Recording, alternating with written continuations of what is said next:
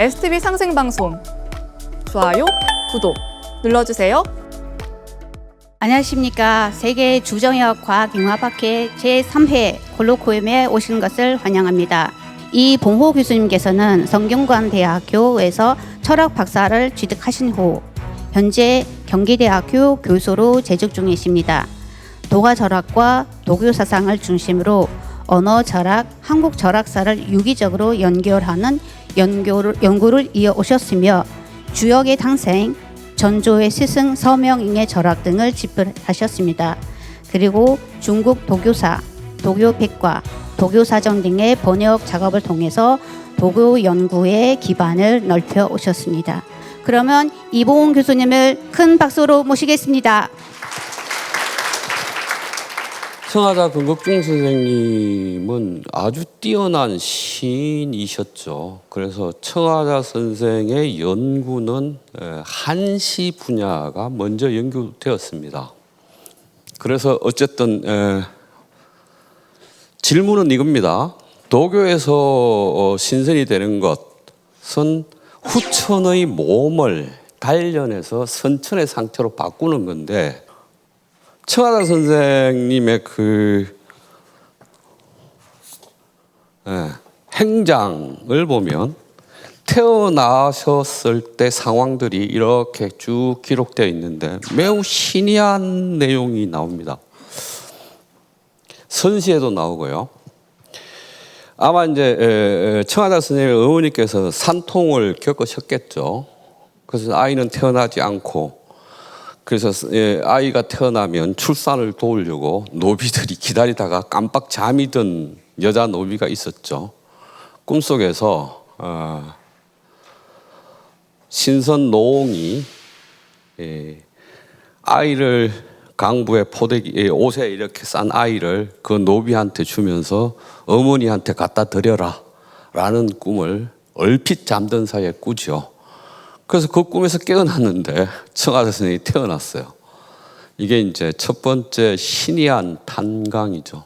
두 번째는 집안에 청하자 선생님의 형님이 있습니다. 그 형님이 꿈을 꾼 것인데, 아이가 새 옷을 입고 태어났는데 옷에 이제 옷구슬이 잔뜩 박혀 있죠. 그런데 옷구슬마다 글자가 새겨져 있어서 마치 그 모습이 문장을 다 알고 태어난, 그래서 그러한 느낌을 이제 받은 꿈을 꾸죠. 그런데 청하자 선생 스스로 선시에서 이렇게 말해요. 나는 신성계에 살고 있었는데 한반도의 이 아름다운 풍경을 신성계에서 탐이 나서 맨날 내려다보고 있으니 옥황상제가 내 정수리 머리를 눌러서 청구, 그러니까 우리나라죠, 동국에 태어나게 하셨다라고 스스로 기록하고 있죠. 그러면 생각을 해보면, 그냥 도교적 관점에서 한번 생각을 해보면 아마 도교의 신들 중에 삼신계라고 해서 도교에 생각하는 공간적인 세계의 공간이 있고 시간을 지배하는 도교의 신들이 있죠. 그런데 옥황상제는 현재라는 시간을 관장하는 신이죠. 그러니까 이제 그때 당시에 옥황상제가 과거의 신도 아니고 미래의 신도 아니고 현재를 주관하는 신이니까 아마 청하자 선생님이 맨날 신성계에서 동국을 가고 싶어하고 하니까 그거를 늙은 노파 노예한테는 아기를 안아서 전해주는 것으로 꿈에 나타나고, 또 그분은 기본적으로 7살 때부터 시를 쓰고 문장을 썼는데, 그때 당시에 사람들이 자안이 다시 태어났다라고 말을 해요. 자안은 당나라 시대 때 시인 왕발의 호입니다. 왕발이라는 당나라 시인은 당시에 가장 유명한, 당시가 굉장히 이태백이나 뭐 이런 사람들 잔뜩 있죠. 잔뜩 있는데 이제 왕발의 시 같은 경우는 약간 그들과 경향이 조금 다르면서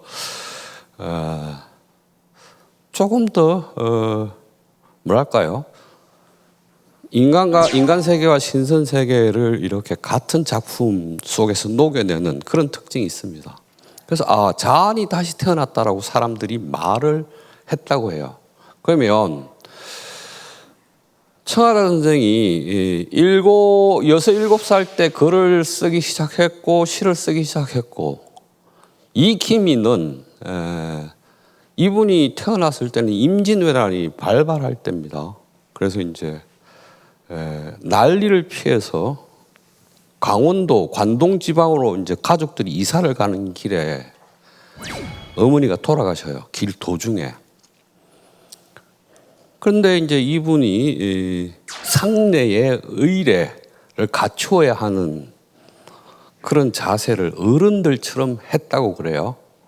그러면서도 손에서 책을 놓고 있지 않고 책을 들고 계속 읽고 있는데 그 장례 기간에도 틈틈이 그 책이 초사라는 책이랍니다. 그러니까 이제 초사라는 게 구런이라는 사람이 있잖아요. 명나수에 빠져 죽은 구런이 쓴 그 시 묶음이 초사잖아요. 그 초사라는 책을 읽고 있었다고 합니다. 그러니까 기본적으로 7, 8살, 9살 때 초사를 읽을 정도라면 그래서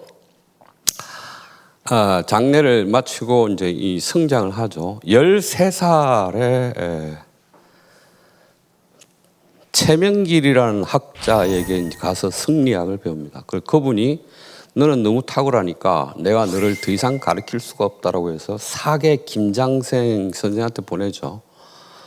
그런데 사계 김장생 선생한테도 가서 성리나 뭐 예나 이런 걸 배우지만 사계 선생이 역에 대해서 물었다고 그래요.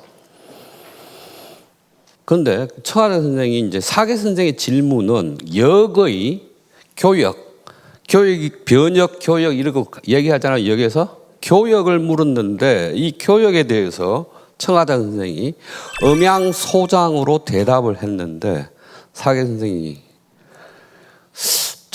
그때까지 몰랐었을까? 그게 깨달았더라고. 칭찬을 했대요. 그러니까 이게 이게 행장 보면 다 나온 얘기인데 그래요. 그런데 이제 임진왜란이 끝나고 광해군 때 이제 광해군이 이제 임목대위를 폐위시키죠.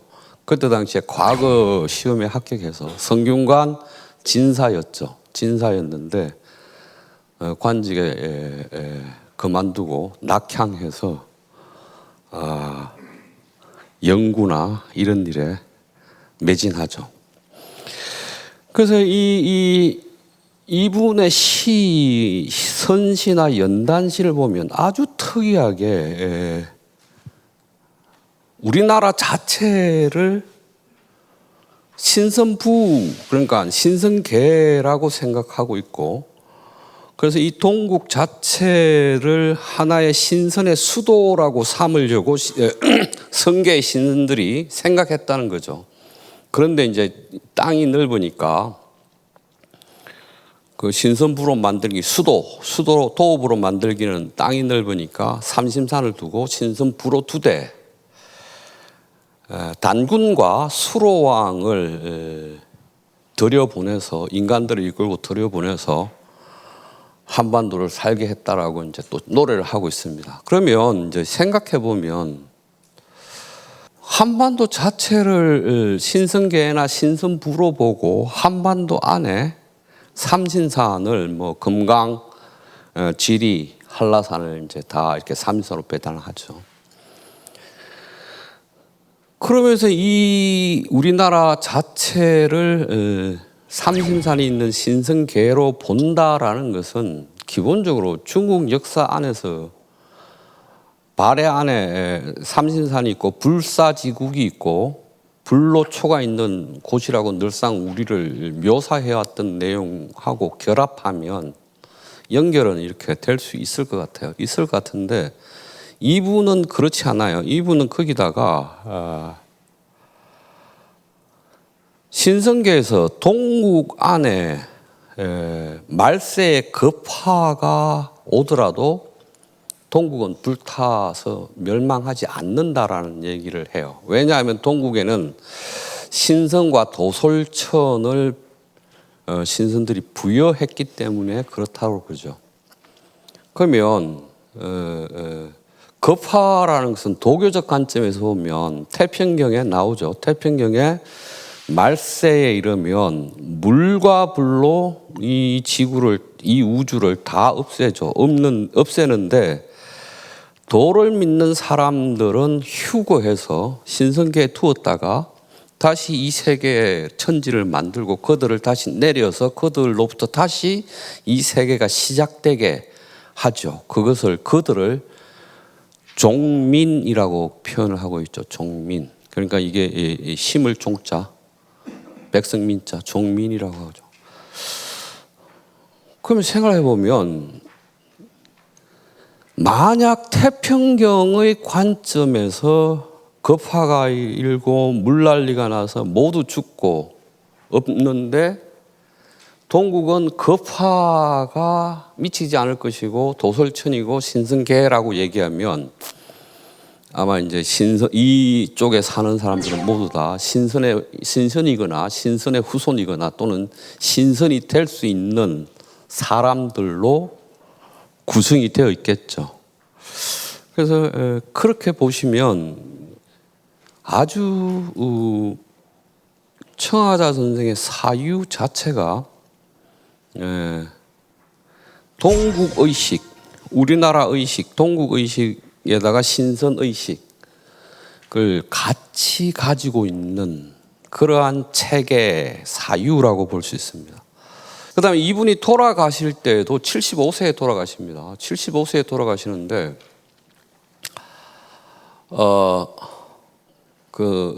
가족의 이제 손녀나 진녀나 이런 사람이 모여서 묻죠. 우리 집안은 어떻게 할까요? 집안 일을 앞으로 어떻게 할까요? 관심 없다. 그렇게 말하죠. 돌아가시는데 뭐 여한이 있으십니까? 나는 75살을 살고 오래전에 살고 죽는 이치는 다 통달하였다.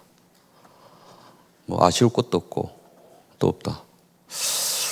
세숫대야에 물을 떠오느라 해서 손발 세수를 다 하시고 손발을 닦고 세수를 하시고 옷을 갈아입으시고 새로운 책상, 그러니까 서계라고 그러죠. 그 선비들이 책을 읽는 그 안전뱅이 책상 있잖아요.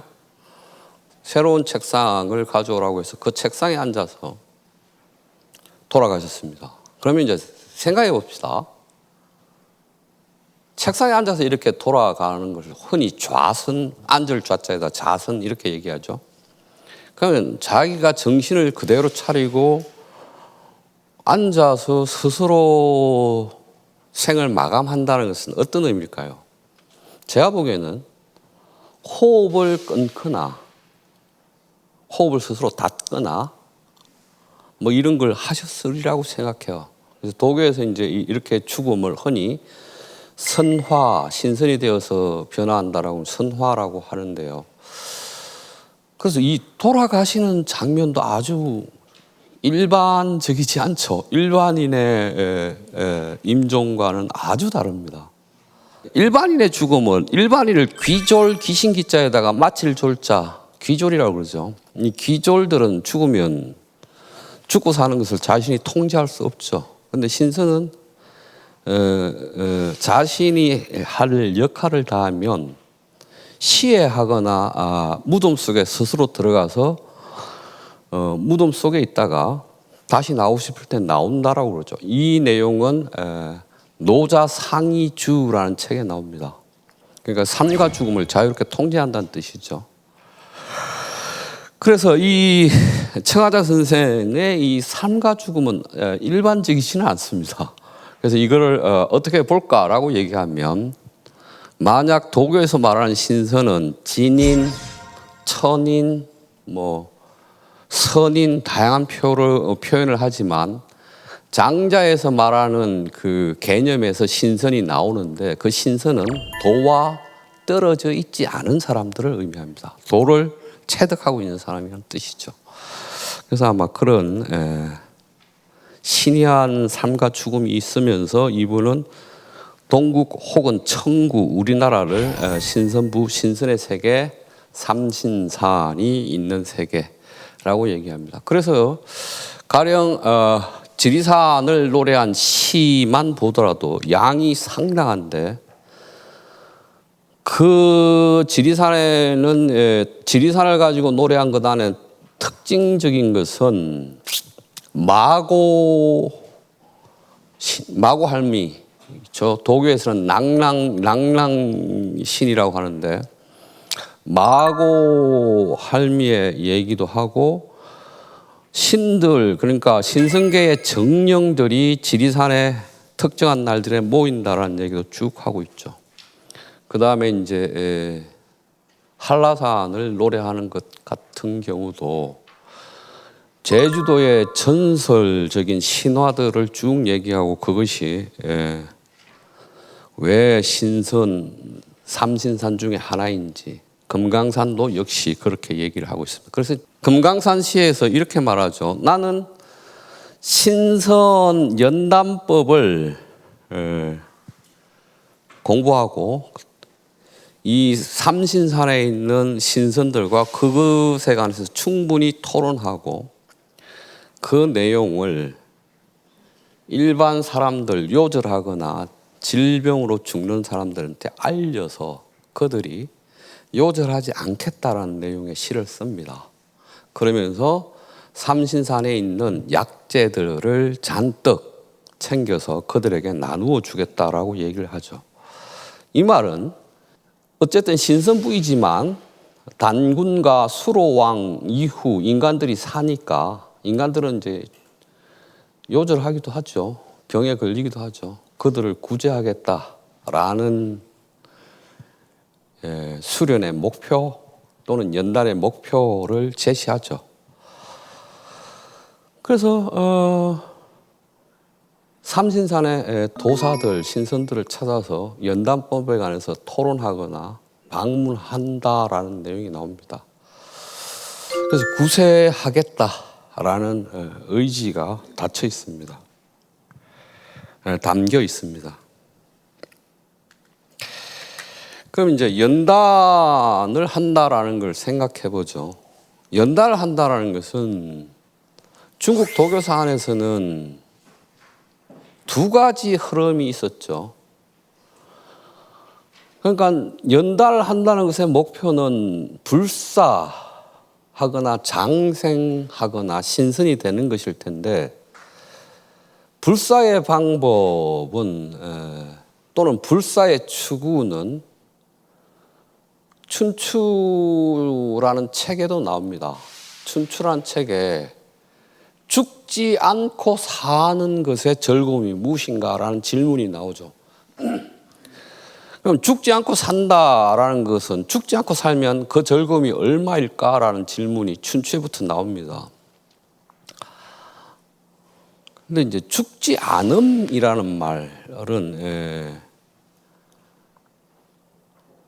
영원한 목표이거나 욕구일 수 있지만 그것을 도달하는 방법은 불변하거나 썩지 않거나 영원한 재료를 선택해서 그것을 먹음으로써 우리 몸을 썩지 않게 하는 방법이 있겠죠. 이걸 외단이라고 그러죠.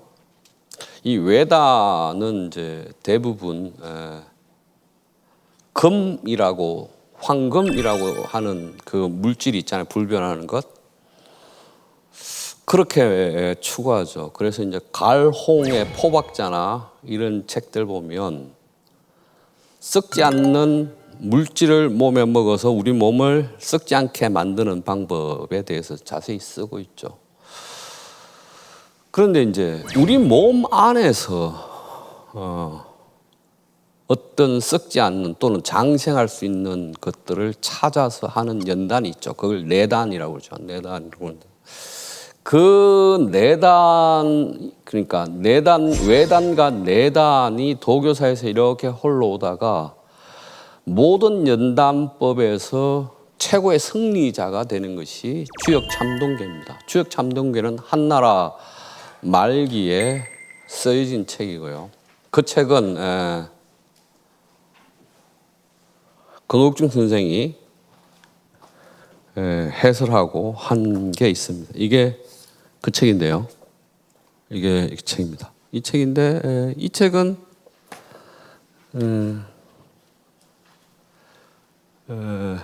제가 보기에는 매우 훌륭한 내단서입니다.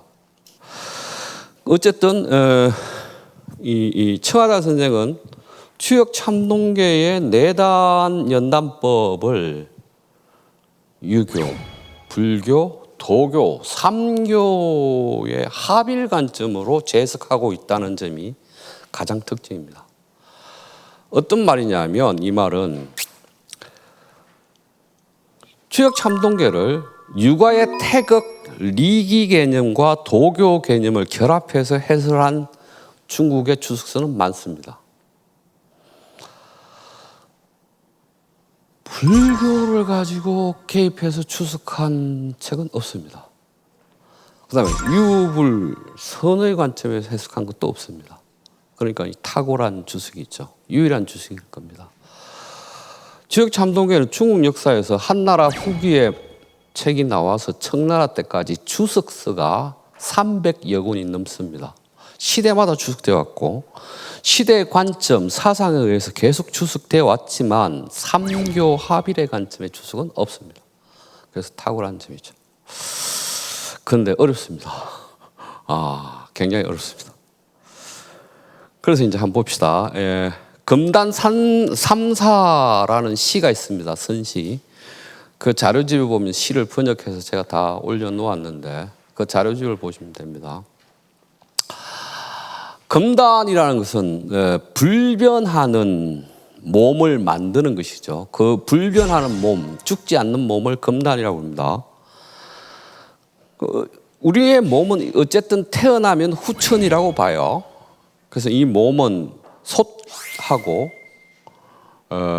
화로, 그러니까 불 때는 아궁이와 솥을 몸이라고 합니다. 이거는 이제 괴상으로 말하면 솥은 건깨가 되고 아궁이는 곤깨가 되고 뭐 이런 식입니다.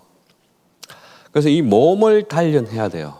그러니까 제 나이가 이제 60이 다 돼가는데 지금부터 그러니까 전기 몸을 단련해서 몸 속에 있는 음양의 기를 결합하고 또 단련해서 정신의 단련까지 가면 제가 불사할 수도 있죠. 그래서 이제 어쨌든 내단 수련은 시작은 몸입니다.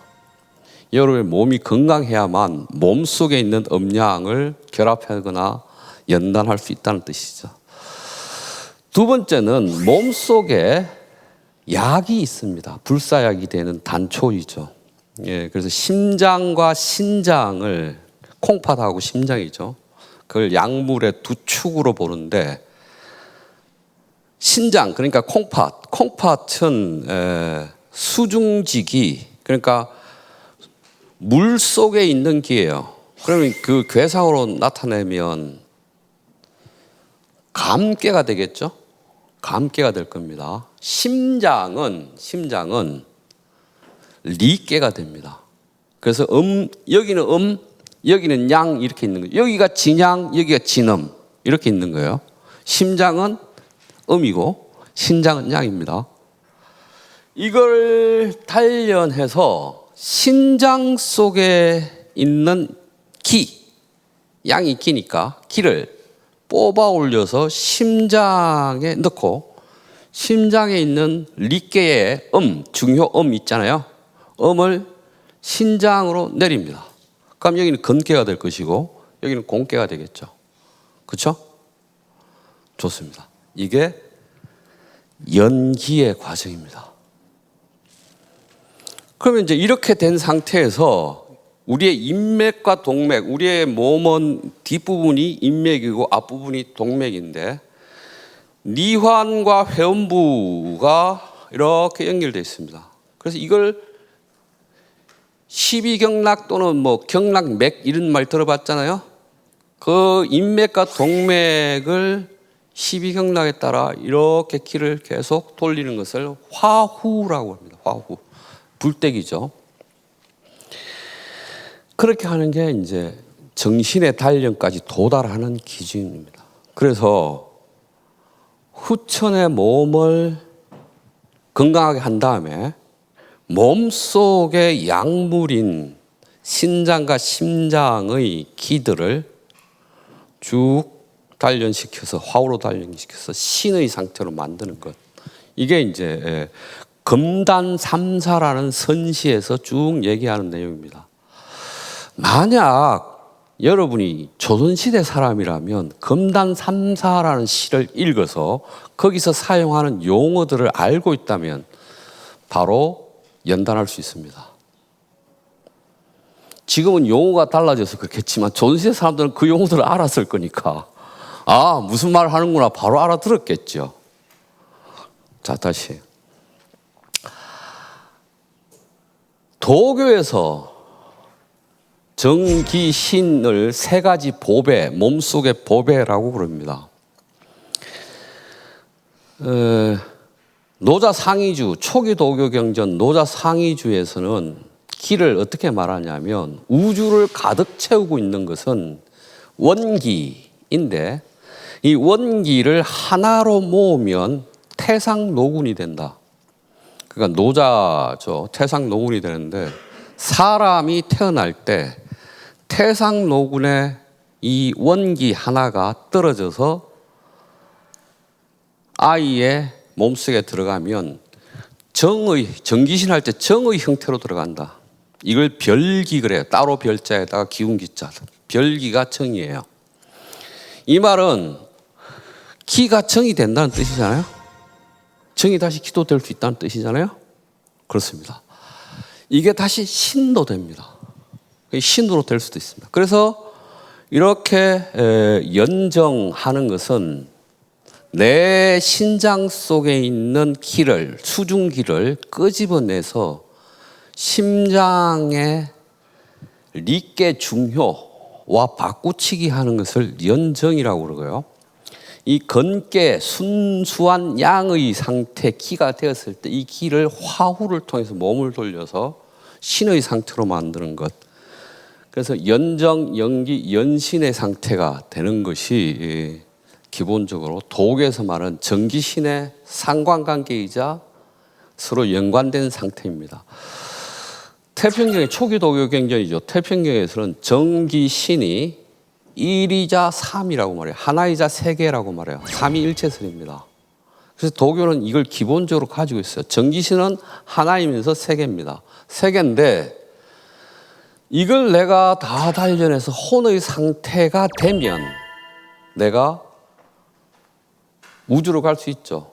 신성계로 갈 수 있습니다. 그걸 유혼이라고 그러죠. 놀유자에다가 혼자를 써서. 그래서 다시 돌아오고 싶으면 돌아옵니다.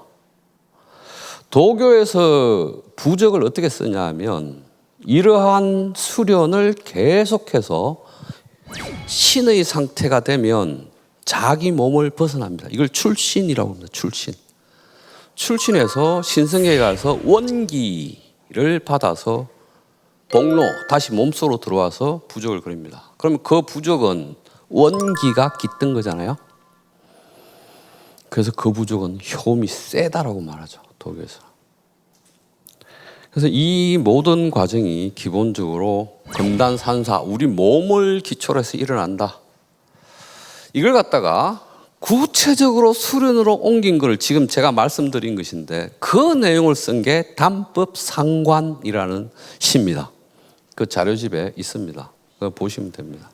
그래서 결국은 정중심, 기중심, 신중심의 구체적인 수련의 내용을 쓴 것은 담법상관이라는 선시고요. 전제가 되는 이론적 원리를 쓴 것이 금단삼사라는 시입니다. 그래서 이 두 가지를 시를 읽었다면 아마 바로 이해했을 겁니다. 조선시대 사람이라면. 우리는 조선시대 사람이 아니니까 좀 모르죠. 자, 그 다음에 이제 주역 참동계로 좀 넘어가 볼게요. 주역 참동계는 그 연단해서 허에 도달하는 게 도교에서는 연단의 끝입니다. 그런데 허라는 것은 텅 빌 허자잖아요. 그건 표현할 수도 없고 그려낼 수도 없고 말할 수도 없는 단계가 허입니다. 그 허를 권극중 선생은 태극하고 선천일기가 결합된 상태라고 말합니다. 원래 이 주역에서는 이 극이라는 게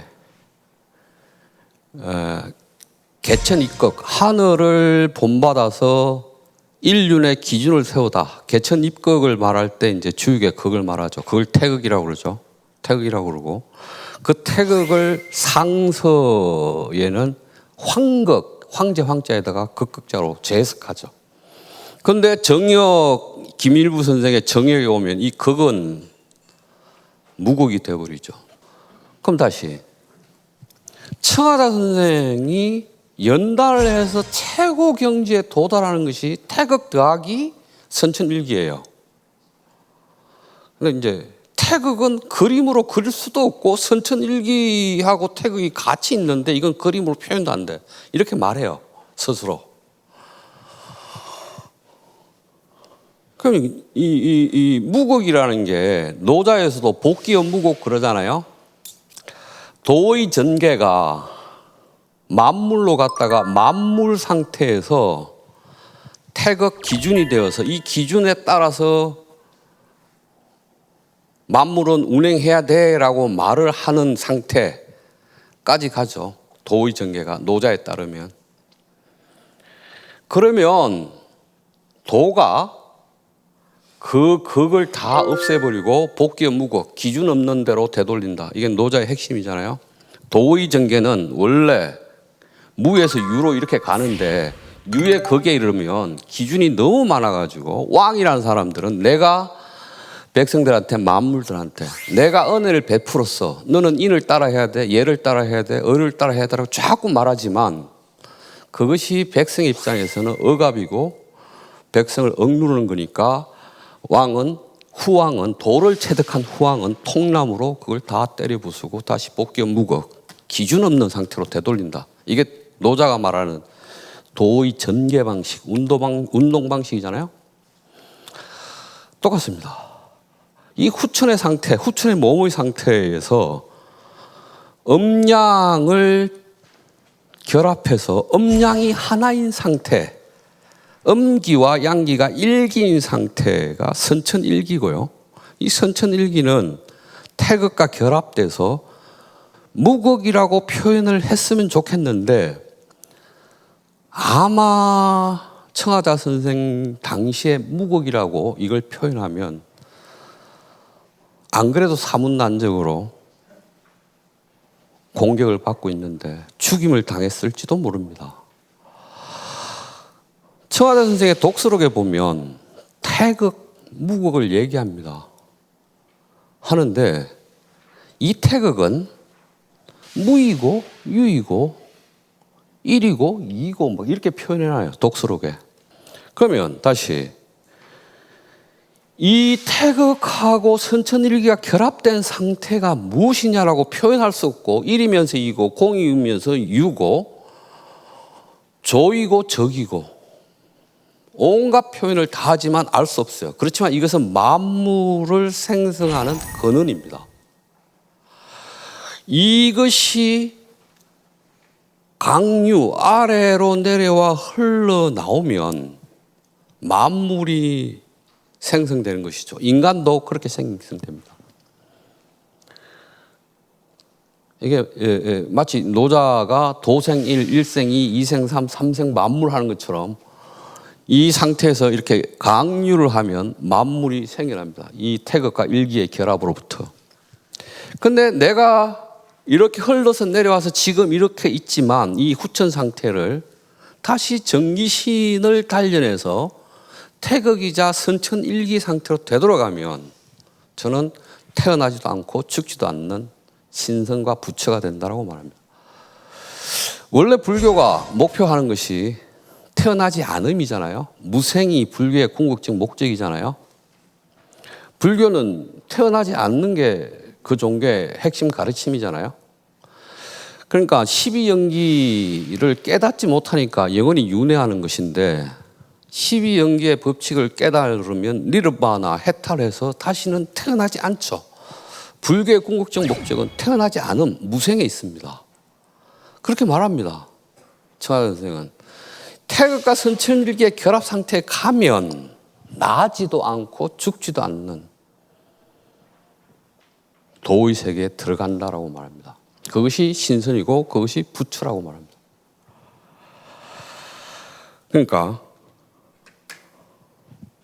그 상태는 뭐라고 표현할 수도 없죠. 그러니까 이제 돌아가시면서 75세에 돌아가시면서 나는 나고 죽는 이치를 아주 오래전에 통달하였다라고 말을 하시는 것이죠. 그래서 이것은 표현할 수 없다. 그럼 다시 도교에서는 이 단계를 뭐라고 말하는가? 도교에서는 그것을 허라고 말합니다. 허, 텅빌허. 텅빌허라는 말은 아마 그 개념이 우주적 개념일 겁니다. 태허라는 말 들어보셨나요?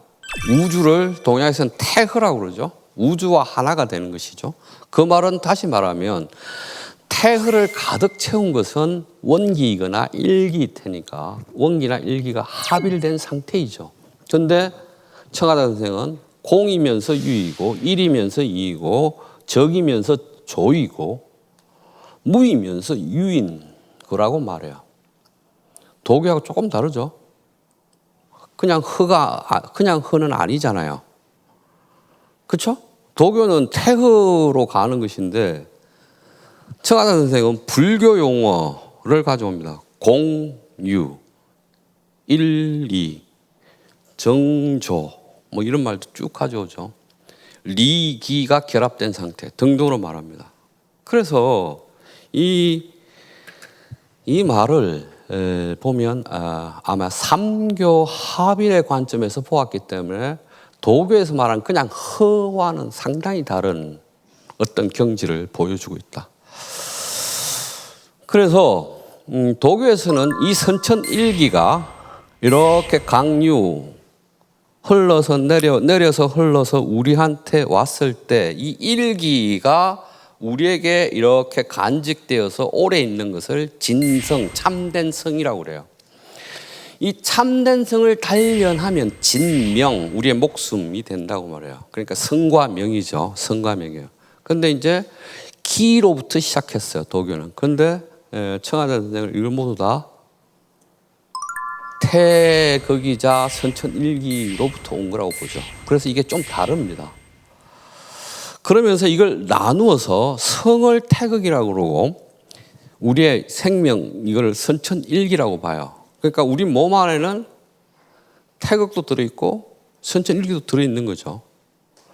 그런데 지금까지 주역 참동계를 주석하는 사람들은 잘못 해석하고 있다. 도교는 명, 그러니까 목숨, 생명 이것만 단련해서 이것에 집착해서 이것만 단련해서 불사를 추구한다고 말을 하는데 그러면 성은 어떡할 거냐?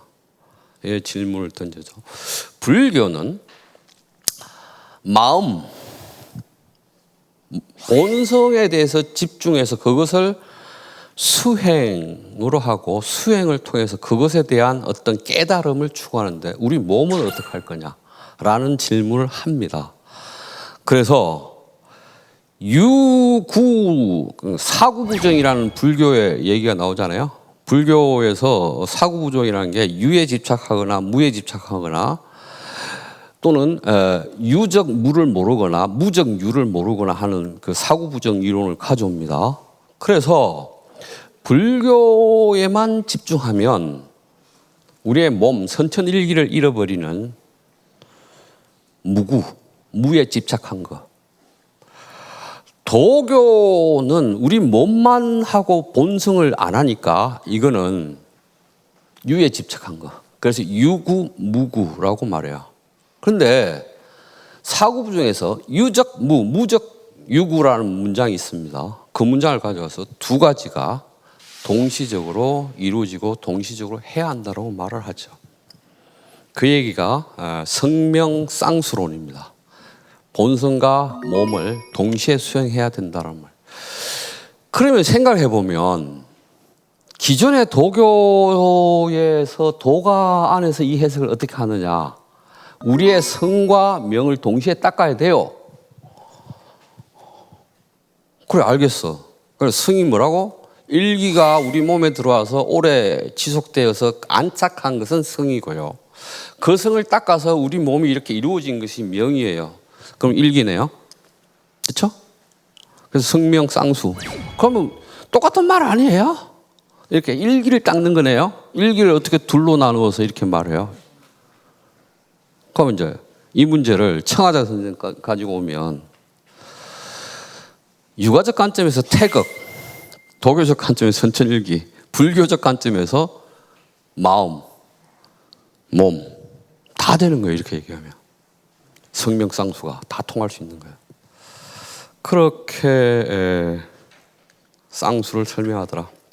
그 다음에 이제 결국은 선종하고 도교를 결합하려고 한다. 그러면서 이걸 괴상으로 가져오면 류께는 중효가 음이죠. 중효가 음이라서 무이죠. 저걸 선이라고 합니다. 감께는 중효가 양효죠. 유이죠. 그래서 이걸 단이라고 합니다. 이걸 선단 호수론이라고 하는데 이 감께의 중효인 양효는 신장, 우리 콩팥에 들어있는 거고 리께는 우리 심장에 들어있는 거죠. 그래서 이거를 감께의 중효를 리께의 중효에 넣고 리께의 중효를 감께의 중효를 넣으면 건과 곤이 되죠. 그렇죠? 그렇습니다. 이걸 유무가 서로 결합하는 것이라고 말합니다. 이렇게 하는 것이 가장 기본적인 연단법이다라고 말을 하는 겁니다. 그래서 이렇게 시작해서 신의 단련까지 가는 것, 그래서 후천에서 선천으로 되돌아가는 과정을 이렇게 말합니다. 우리는 후천 상태는 그냥 까만 점인데요. 저 점밖에 수행을 하면 그냥 하얀 테두리 안에 하얀 점이 있고 이걸 계속 수행하면 그 진공의 상태에 도달한다고 말하죠. 자, 다시 선천일기가 저 후천 안에 들어 있습니다. 들어 있는데 저거를 돌보지 않고 살면 저 후천 상태에서 까만 점, 작은 점이 저 테두리 밖에 있어요. 밖에 있다가 수행을 하면 저 가운데로 들어옵니다. 두 번째 들어와서 저걸 계속 달라면 허에 단계 갑니다. 이걸 역환, 거슬러 수행하다라고 말을 합니다. 거슬러 수행하다. 그래서 진공 상태에 들어가면 생사가 극복되고 신선의 경지에 도달한다는 얘기입니다. 그러면 음양이 교합해서 금단이 생성되고 금단을 우리가 몸을 임동맥을 통해서 계속 돌리면서 수행을 하면 그 금단이 금액, 액체 상태, 옥의 액체 상태 계속 돌리면서 호흡을 합니다. 그래서 기식, 태식, 무식 해서 우리 몸 안에 우리 몸이 성스러운 몸이 하나 형성되는 성태의 단계로 이렇게 나가게 됩니다. 자, 이런 도상들, 그러니까 지금 조금 전에 보았던 이 도상들 같은 경우는 어떤 다른 자료에는 없습니다. 없고요. 이게 선천일기와 태극의 관계를 전제했기 때문에 이 도상들이 여기 안에는 있습니다. 그래서 이제 이렇게 보면 선천이라는 것이 도의 세계이기도 하고 또 그 도의 세계의 구현이라는 측면에서